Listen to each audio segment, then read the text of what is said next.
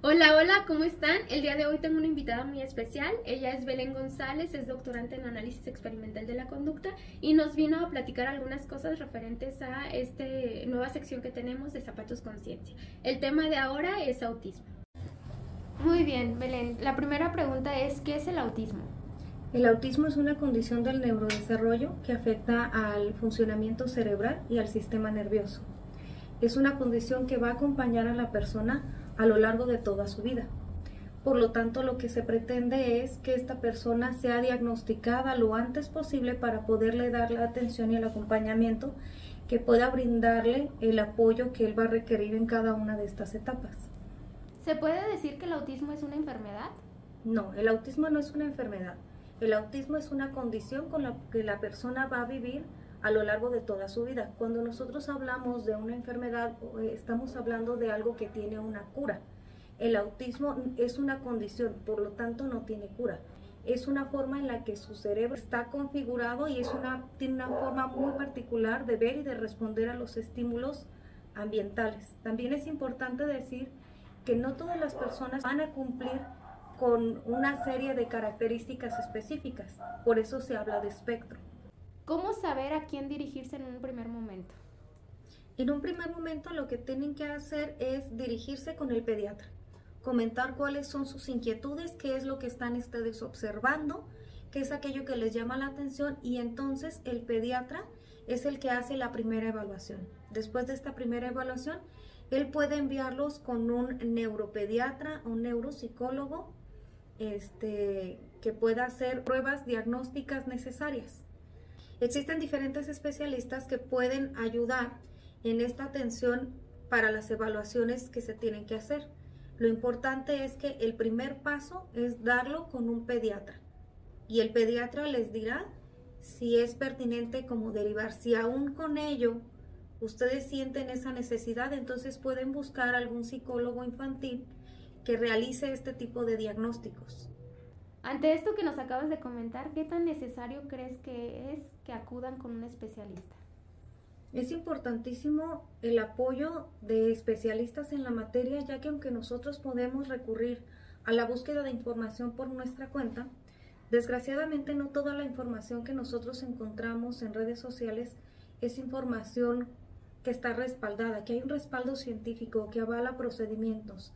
Es muy común encontrar que te den respuestas que casi parecen como milagrosas, donde te están diciendo que si tú recurres a cierta dieta vas a ver mejoría, o donde muchas personas hacen negocio con esto y pretenden vender un montón de cosas.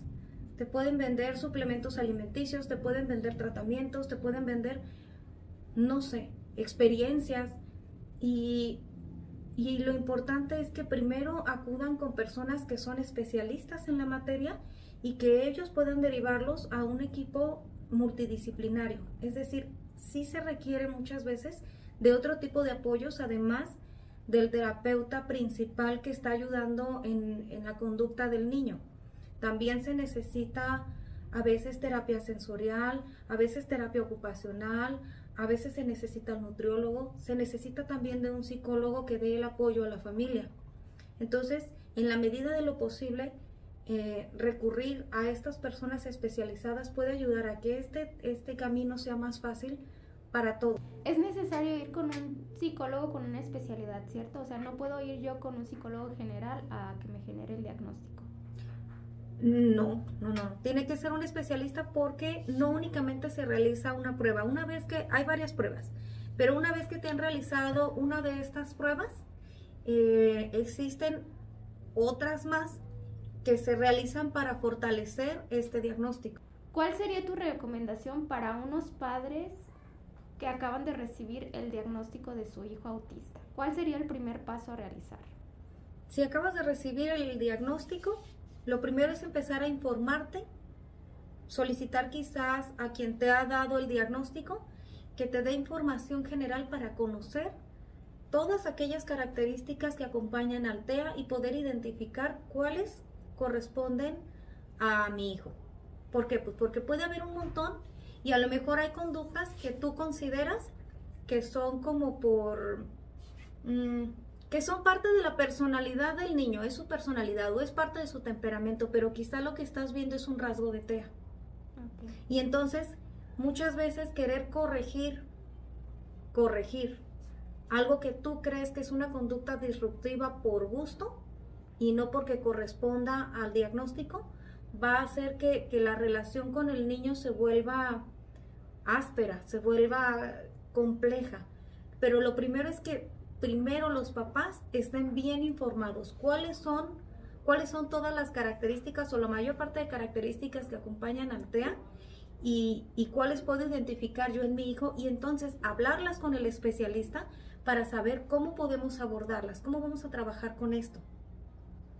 Y así podemos ir mejorando la relación, que sobre todo es eso, mejorar la relación que tenemos como cuidadores y como mamás, para que ellos no lo sufran, no lo padezcan, porque en realidad el padecimiento o el sufrimiento puede venir de cómo se les interpreta y de cómo se relacionan las personas con él, porque él en sí mismo él no tiene problema con su TEA, el problema lo podemos tener los demás.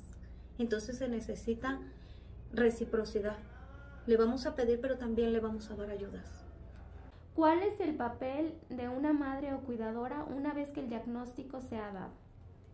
Bueno, aquí es bien importante que una vez que el diagnóstico existe, las mamás cuidadoras, y no solamente ellas, sino la familia que está alrededor de esta persona, formen para él una red de apoyo. Y esta red de apoyo debe de formarse a partir de la información que ellas mismas van a ir adquiriendo. Pero lo importante es que ellas se informen, que presten mucha atención, empiecen a conocer a su niño o a su familiar autista, para que sepan cómo pueden ayudar. Por ejemplo, si ustedes estamos hablando de un niño en edad escolar, es importante que en la escuela sepan de esta condición. ¿Por qué? Porque ello va a favorecer a que se empiecen a generar para él otro tipo de apoyos dentro del aula, que en caso de no saberlos, pueden generar un ambiente más estresante para el niño. Es importante que la familia lo sepa, porque así la familia va a poder atender a aquellas conductas que cuando hay una falta de conocimiento pueden ser entendidas de manera diferente, pueden ser interpretadas de manera errónea, quizás en algunas ocasiones como groserías, como falta de madurez, o como que es algún capricho, o como que es algún berrinche. Si la familia completa está enterada de cuál es la situación, podemos, quienes seamos cuidadores, darles a ellos la información y la forma en la que pueden apoyar a estos niños a pasar por estas etapas de manera más amable. Otra cosa que puede ayudarles es integrarse en grupos de apoyo donde las mamás comparten sus experiencias y se sienten apoyadas por otras mamis que están pasando por situaciones similares. Una más es que deben de contar también ellas, sería lo ideal, contar con un terapeuta que esté en este acompañamiento. Nos hablabas ya respecto de qué es el autismo y de algunas características que están asociadas con él. Nos hablabas sobre también la dificultad que tienen en las interacciones sociales. ¿Hay algunas otras características de las que te gustaría hablarnos?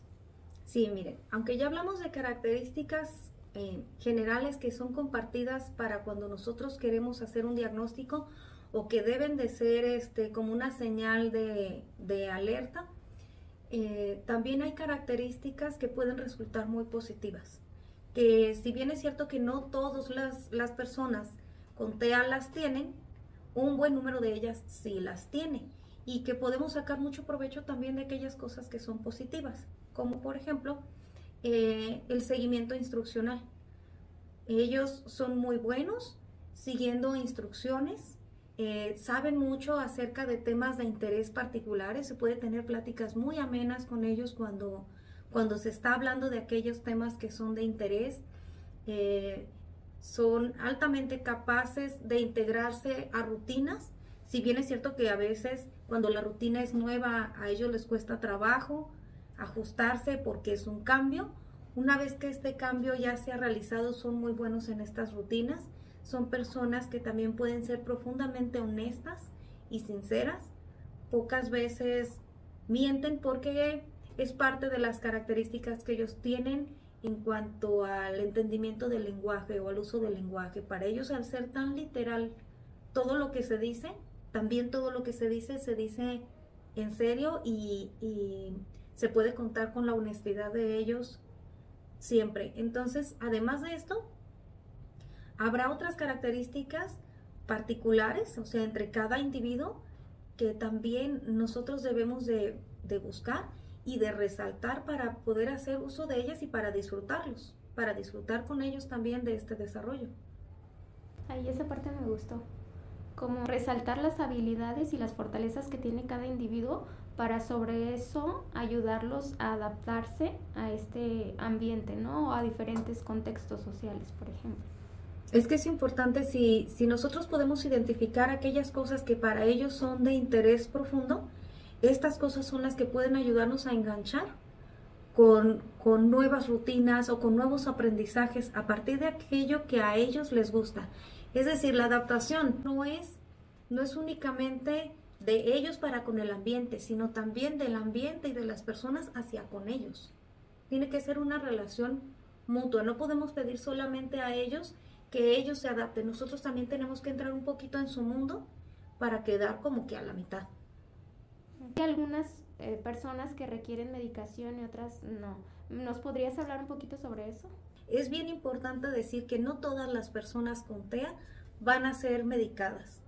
Evitar la automedicación y que si esta medicación ha sido sugerida o recomendada por el especialista, entonces se hagan las preguntas que ustedes crean pertinentes. Pueden preguntar durante cuánto tiempo lo van a tomar, cuáles son los cambios que deben de esperar, qué pasa si no estoy obteniendo el resultado que estábamos esperando, si puede haber un cambio en la medicación. La comunicación con el especialista es supremamente importante y que incluso quienes son medicados no quiere decir que sean medicados por el resto de su vida. A veces es únicamente por una etapa, una vez superada esta etapa, se deja la medicación y se queda únicamente con las intervenciones con las que se haya trabajado ya previamente con el especialista, para que ustedes se sientan cómodos y puedan ver si este tratamiento está funcionando o si es necesario hacer un ajuste. Como decíamos, el TEA de cada persona es como si habláramos de la personalidad de cada uno. Yo no puedo decirle a alguien cómo tratar a otra persona con la experiencia del niño que yo tengo en mi casa, porque todos somos diferentes. Entonces, quizás a aquella persona esa medicación le ha funcionado, pero esa medicación fue recetada por un especialista que le ha dado un seguimiento. No, pues esto ha sido todo. Les agradezco mucho que estén aquí viendo este tipo de contenido. Espero que les haya sido de utilidad. Cualquier cosa referente o pregunta que quieran preguntarle en privado a Belén González, con mucho gusto yo les paso su contacto para que puedan hacerlo directamente. Y pues te agradecemos muchísimo que te hayas dado la oportunidad de platicarnos sobre esto. Muchas gracias a ti. Bien.